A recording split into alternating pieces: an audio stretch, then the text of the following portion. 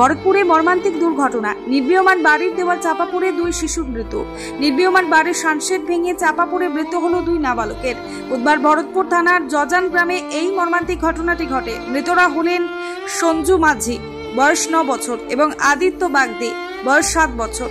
স্থানীয় সূত্রে জানা গেছে 2 শিশু ওই নির্মীয়মান বাড়ির সানশেড ধরে খেলছিল। হঠাৎ সেটি ভেঙে পড়ে যায় তাদের ওপর।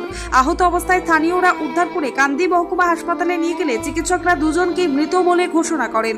পুলিশ মৃতদেহ উদ্ধার করে ময়নাতদন্তের জন্য কান্দি মহকুমা হাসপাতালের মর্গে পাঠিয়েছে। এই ঘটনায় গভীর শোকের ছায়া নেমে এসেছে পরিবার, পরিজন ও গোটা গ্রামে। আমার ছেলে মামার বাড়িতে ছিল, ওইখানে গিয়ে অনেক ছিলাম না, একটা টাকা পড়েছে বললো যে এই মুহূর্তে আমাকে ফোন করলো। আমি তখন দোকানে ছিলাম, সঙ্গে সঙ্গে এসে দেখছি হসপিটালে এসে দেখছি আমার ছেলে মারা গেছে। ডাক্তার বলছে যে আর বেঁচে নাই, মারা গেছে। কতজন ছিল ওরা? ওরা 2 জন ছিল, 2 জন একসঙ্গে খেলছিল, দুজনেই মারা গেছে। কিভাবে হয়েছে ঘটনাটা? ঘটনাটা মানে স্ল্যাব টেলাব ছিল বলছে, ওখানে স্ল্যাব ঢাকা পড়ে গেছে, এটাই বলছে ওরা। নতুন বাড়ি? দেখিনি, নতুন বাড়ির নতুন বাড়ি হচ্ছিল, স্ল্যাব ঢাকা ছিল, স্ল্যাব পড়ে গেছে, 2 জন একসাথে পড়েছে, একসাথে 2 জনেই শেষ হয়ে গেছে।